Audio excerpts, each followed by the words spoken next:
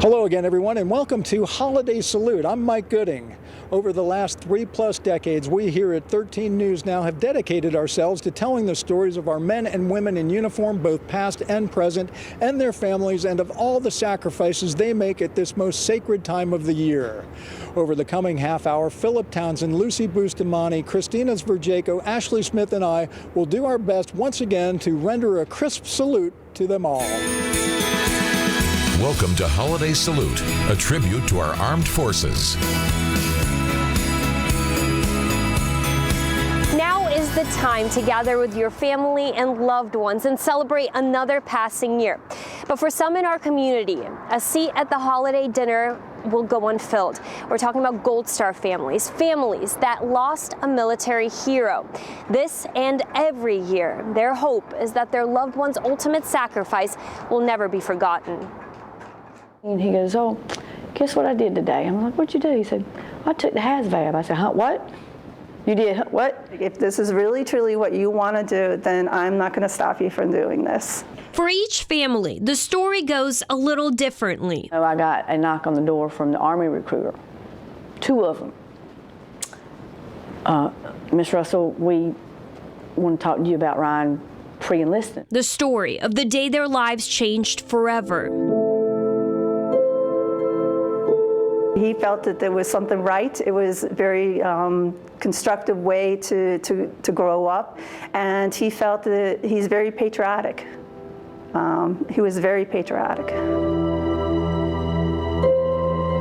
Mary Strong remembers it like it was yesterday. In 2003, her son Charlie proudly joined the United States Marine Corps. When he graduated from boot camp, at that point in time, he was the youngest Marine on the East Coast. They had the big, celebration and stuff, and he got to cut cake and stuff like that. Now, just a precious memory. Charlie went through 4 successful tours, twice to Afghanistan and twice to Iraq. His wife was a little over 6 months pregnant with their first child. He was on his very last mission before coming home, and they were waiting for the helicopter to come in to pick them up, his team. Then, in September 2014, the Strong family's life changed once again. It was actually 2 Afghani commandos who had been being trained with them for over 6 months, turned on the company and opened fire. Charlie was shot. His brother was back on base, then by his side, when Charlie was pronounced dead. The worst day was probably when my older son handed me the flag. Charlie's story, unfortunately, one of many. The numbers are staggering. Over 6,000 U.S. troops lost their lives overseas since 9/11.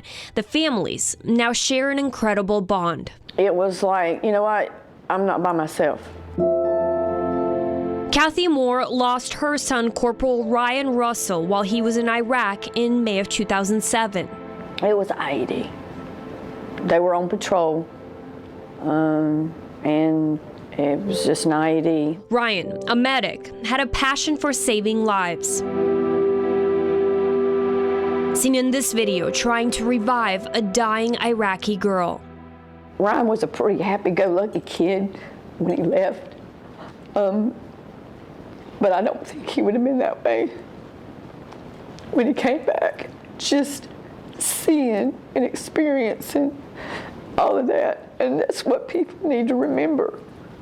There's not just casualties from over there, but there's casualties here every day. Gone, but never forgotten. Mothers like Kathy and Mary gather every year, along with the rest of the Gold Star families, gathering around the holiday time that allows them a safe space to heal, honor, and most importantly, remember. Support is a huge key, and taking something so horrible to happen and turning around and doing something good from it. And to be able to share those and know that, you know what, you're not just in a sea all by yourself. There's other people that feel and have the same feelings you do that, it's good.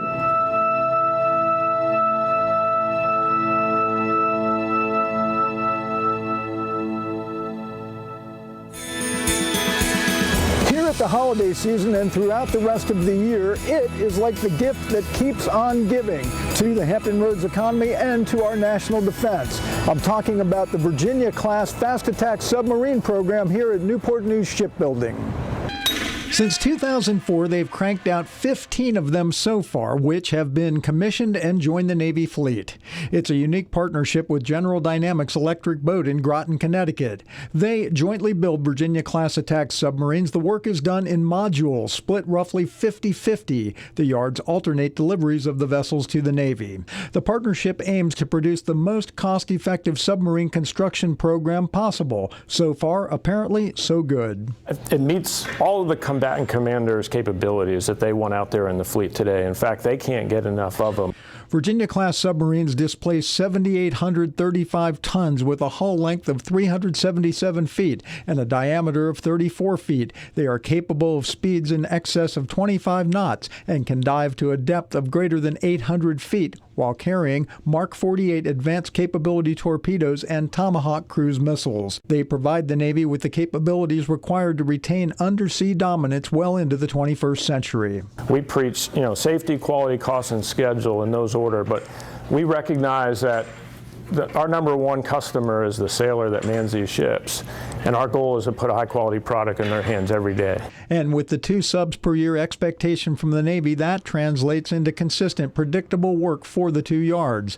Newport News Shipbuilding Vice President for Submarine Construction Dave Bolkar is excited about what the future holds.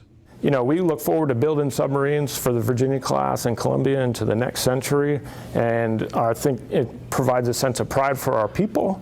It provides a stability for all the families in the Hampton Roads area. It's great for the economy. So I think it's a great all-around program for the nation. Everybody celebrates the holidays in their own unique way, but it is the music of the season that can create a common bond. The U.S. Fleet Forces Band embraces the important mission of not only representing the Navy and unifying our community, but around the holidays, providing the sounds that remind so many of home. Really, we just have the opportunity to relate to people in a way that words don't always do.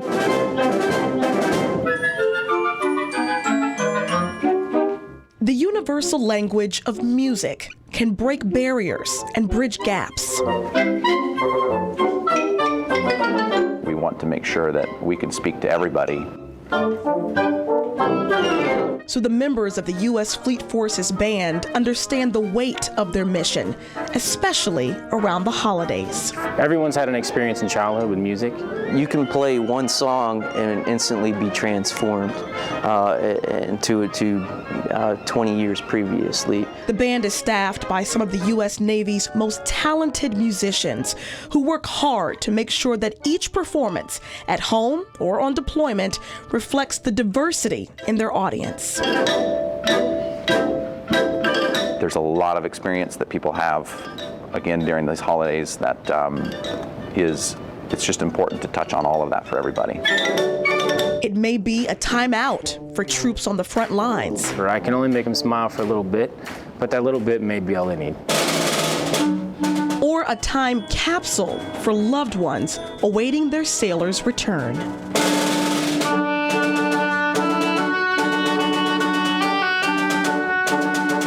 Takes you right home again to those moments where you were not far away. Every sailor in the U.S. Fleet Forces Band chose to sacrifice time at their own homes to spread joy to homes around the world year-round. I have not seen my family very much in the last 5 years. They each have a gift, and during the holidays, it may be the best gift much of their audience can receive. So music it's medicine. It's a natural healing mechanism, and it's spiritual. And so everything we do, we emote musically on whatever instrument, and we immediately connect with our audiences.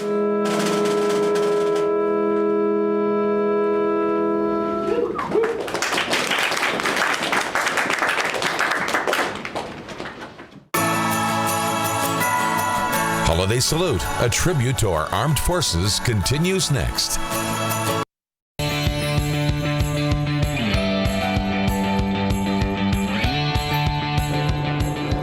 4 people, 3 chapters. That's how I want you to think of this next one. It'll all come together to tell the 250-year-old story of the Norfolk Naval Shipyard. Its past, its present, and its future. Our first chapter starts with a look into the past. This was where everything happened. At the shipyard's Trophy Park, historian Marcus W. Robbins takes us back. One interesting fact that you can still point out today is this crooked tree right here into the corner. This tree remains right here on the corner of Trophy Park today. It's one small piece of the past. Remember, the shipyard is the Navy's oldest and largest industrial facility. It dates back 250 years. That's 9 years before the Declaration of Independence. But this is where so many of America's first naval events happened. How about the first aircraft carrier, the USS Langley, seen here at the shipyard in 1921? Go back even farther to the USS Texas. This is 1895, the Navy's first battleship. We can even trace things back to the very beginning, before there were cameras, back to the time of sail. The USS Delaware, the first ship ever dry docked on the Western Hemisphere, 1817. It's really cool that you can see things that the general public doesn't. So many physical changes that have happened here over the years. Marcus has pictures of everything, like the first main entrance, compared to the gate that's here now. We always have that eye towards continual improvement and moving the needle to the right. That takes us to Chapter 2, a visit with a man who's helping that needle move right now in the present. We started the year out setting some major goals for ourselves and able to accomplish overwhelming majority of those goals. This is Captain Scott Brown, the current commanding officer of the shipyard, the man who oversees the area's 4th largest employer at around 15,000 people. The patriotism and the commitment is tremendous here, and it's just an honor to be in a position that I am to actually serve them in their service to our country. And back to those goals he was talking about. This year, the aircraft carrier USS Harry S. Truman, they completed its repairs and refit 2 days early. The ballistic missile submarine USS Rhode Island also undocked 2 days early, and that set a new record for engineered refueling overhauls on the East Coast. And in 2018, the yard is receiving upgrades in the billions that will improve aging dry docks and make its layout more efficient. Our rally call is Raise the Bar, and so we're going to take last year's accomplishments and just raise the level of performance. He'll need the help of a new generation of workers to do that. Chapter 3 is where the past meets the future. A daughter, a father, and the man who came before them both. Rear Admiral E.T. Westfall, Commander, Norfolk Naval Shipyard. Everyone called him Tom. That's Shipyard Commander Tom Westfall, considered the guru of U.S. Navy shipyards. And this is his son, Tim. I sort of fell into his footsteps. Tim became an engineering duty officer just like his dad. He'd spend most of his career here at the Norfolk Shipyard before retiring a lieutenant commander in 1998. My history was part of my dad's history because I started living in Quarters A when I was in high school. And now that history lives on. In some weird, magical way, I found my way here. This is Tim's daughter, Alex Westfall. I love construction. I love seeing how things are done, how things are built. She's in her first week as a civilian architect at the shipyard, carrying on the tradition that started with her grandfather. I wish he had a book. Alex was just 12 years old when he passed away, but here she stands now, examining the instructional design center that he established decades ago. It's serendipitous. It really, brings it all back and opens up a window to getting to know someone that my fondest memories are at the beach, like in retirement, so. So that's kind of special to my heart. She's learned more about the Westfall family after having been here than I could have ever told her. The Westfall men retired 19 and 40 years ago. Their ceremonies were held in the same place. It's the place where this story began. It's the place where it's going to end, here at Trophy Park. History is not static. They're part of an ongoing history because the nation deserves no less than our absolute best here. There are exactly 246,700 tombstones at Arlington National Cemetery. Wreaths Across America is a huge organization that tries to get a Christmas wreath on every single tombstone. But it wasn't until they found one simple volunteer who brought in millions all by herself. At some tombstones at Arlington National Cemetery, the pain is fresher than others. But at every single one, a wreath, in large part thanks to this lady. Her friends who were like family lay here, more than she can count in one memory. This is very difficult, and obviously, we didn't really know what to do after 2011 when we lost so many friends, over 2 dozen friends, in one mission. Bree is talking about the mission that happened on August 6 of 2011. When the Chinook transport helicopter carrying U.S. and Afghan forces on a night raid crashed after Afghan insurgents shot it down using a rocket-propelled grenade. 30 Americans died that day, most of them her friends and acquaintances. We were really reeling and going through, really all the stages of grief, just as friends. We wanted to really rally around our community and, and the families that we love and care so much that, they're friends, but they've really turned into family. With that passion, she raised thousands of dollars as a volunteer for Wreaths Across America under Team Bear, a team that she started when she donated her birthday to the cause. Instead of a gift, she said, "Come with me to lay a wreath." And boy, did her friends come. And we wanted to be able to do something for them. And this organization, through Wreaths Across America, is a very tangible way that we've been able to give back to them. Because we didn't know exactly what to do or how to help, but we know that Memorial Day is every day for Gold Star families. The organization hired her last year to continue being the force for the fallen. When it's a job that you love, the old saying is you never really work a day in your life, and that's how I feel about this organization. It's a cause that Virginia Beach Mayor Will Sessoms showed up for at this year's fundraiser at Waterman's in Virginia Beach, knowing that many of those buried at Arlington called Virginia Beach home. We will make sure, because of this support for what she's doing, that no one will be forgotten at Christmas at Arlington. And I'm very proud of that. I'm proud of our city for supporting it. Delegate Jason Miyares, another politician who called it a very easy cause to get behind. And a wise Marine once told me that if you go to Arlington Cemetery, you'll quickly notice that none of those headstones have a Republican or Democrat on that name, that they're Americans. To lay each wreath is a tangible act of love for so many who feel the pain and the love for those they wish they could still touch.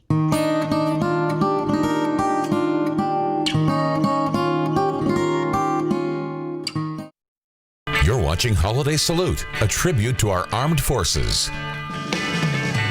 Of course, the holidays are all about the sharing of gifts. And one Hampton Roads executive has found 'tis far better to give than receive, especially when it comes to the gift of education. And that's where Old Dominion University engineering student Christopher Kraft comes in. He is the recipient of a special scholarship established by his dad's boss. Yeah, it's been very helpful to help alleviate the burden of the cost of a four-year institution. Kraft's father is an electrical engineer at Newport News Shipbuilding. It definitely is helpful because, for one thing, the money, we're able to get scholarships, we get loans, we get some grants, but, it all ends up, it's going to hit you in the pocket somehow or other. And so this really relieves a burden, yeah. This is a scholarship program established by the president of Huntington Ingalls, the parent corporation of the shipyard. President Mike Petters only takes $1 per year in salary. The rest of the money is devoted to the educations of the children of his workers. The program is in its second year. 78 scholarships were awarded last year. This year it was 100. The scholarships range from $1,500 annually to $3,000 for four-year colleges and up to $3,000 for preschool educations for the younger kids. I was darn lucky. Yeah, my father would say that you were lucky to be born in this country. The Naval Academy graduate Petters knows what it's like to get a helping hand. My view is that there's a point where you have a responsibility to create luck for other folks. Petters says that while it is his pleasure to assist people in this way, he admits his motive is not entirely altruistic. If you want to be the best shipbuilder on the planet, things had better be going well at home. And if you're worried about how am I going to pay for school for my kids, then that's going to get in the way of you being a really good shipbuilder. Christopher, who hopes to one day work at the shipyard himself, hopes to be just that, a really good shipbuilder. I think that designing good ships that will survive the test of time is a very important thing. The young soldier just back from deployment, the mother waiting for her daughter to come home, the volunteer so proud of our servicemen and women. Each of them could be sitting in the audience of the U.S. Fleet Forces Band. So every selection, every genre, even every tempo is carefully chosen to equally spread cheer at this holiday performance and genuinely reach them all. Well, you know, music, it does something up here, you know, to certain people. It means a lot to people. Plucking the strings of the instruments, pulling on the strings of the heart. We get to play music that we all love.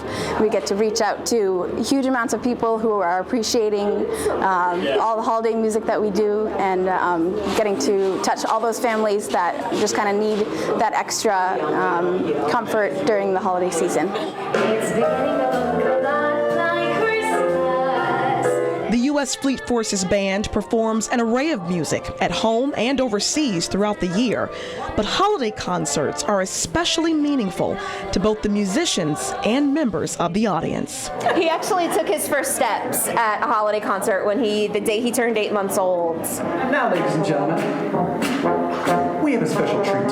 Having something like this brings the community together and just shows support overall for our military forces and for the families who are sacrificing and have missing members. For other military families, it's one of only a few chances to see loved ones in their element. Like I see him, I'm like, wow, that's my dad. I feel proud.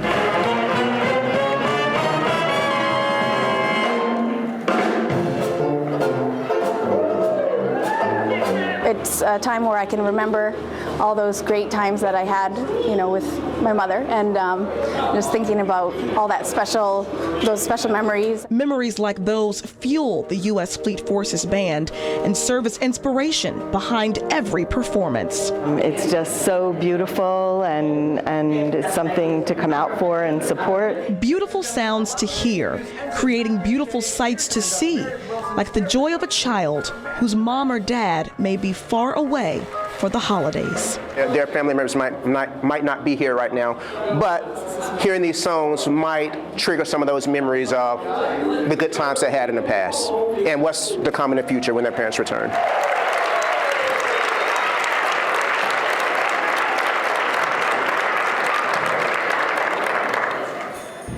I'm Mike Gooding, and that's going to do it for another edition of Holiday Salute.